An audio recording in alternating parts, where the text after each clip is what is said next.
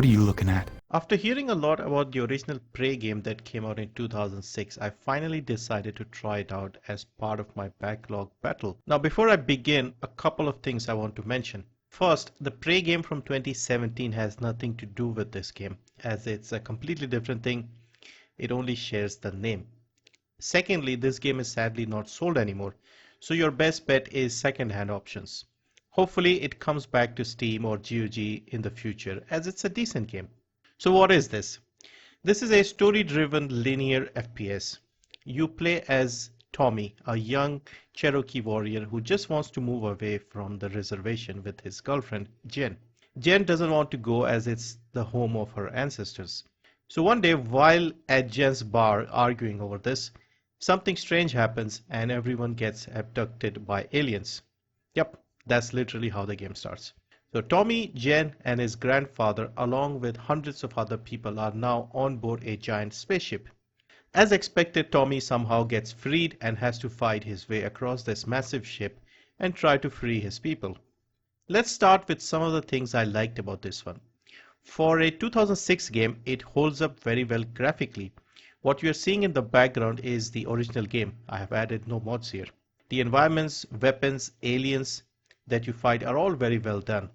The only noticeable thing that doesn't age well are the human character models. The sound effects for the guns are also very much early 2000s, but that's not a big deal. Music, however, is excellent. On to the gameplay. There are a lot of interesting mechanics here at play. Tommy has something called a spirit walk, where he can leave his body, physical body, and move as a spirit and interact with various objects. This is useful for solving environmental puzzles. This game also uses a lot of portals to move around areas. You also have something called a wall walk via walkways that have to be activated to be used. Gravity is also inverted in a lot of sections. All these make for an interesting, if somewhat trippy experience. When Tommy dies, you don't just respawn from the same spot, but are thrown into a spirit world where you have to shoot down some spirits and then you return. It's not difficult and gives you unlimited lives, but it's still a nice touch. Enemy variety seemed decent as well, starting with some basic looking creatures that go down easily to huge bosses later on and some very annoying spongy enemies as well. There are 7 weapons, 5 guns, an alien crab-like grenade, and your trusty wrench. You have the usual assortment of rifles, machine guns, grenade launchers, etc., all with an alien touch to it.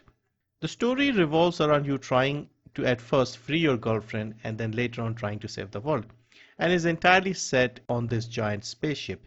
I won't say much for the sake of spoilers, but it reminded me of Half-Life in many ways. I want to make a special mention of the lighting and shadows in this game.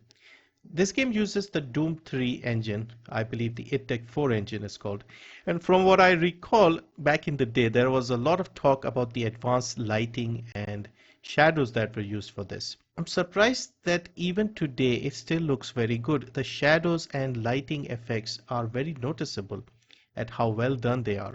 To finish the game you are looking at around 5 to 7 hours. It took me just over 7 hours to finish this on normal difficulty, including all the times I died or whenever I got stuck trying to figure out any of the environmental puzzles. 1 or 2 occasions I ended up wasting like 15-20 minutes each when the solution was right in front of me. A few times I fell off accidentally.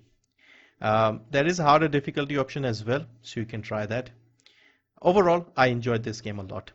For a game that was only 7 hours long, it felt longer. If I wasn't recording and keeping track of the time, I would have easily guessed this was 10 or 12 hours long because there are a lot of different levels, and despite it being set on a massive spaceship, they tried their best to make the levels and the environment different.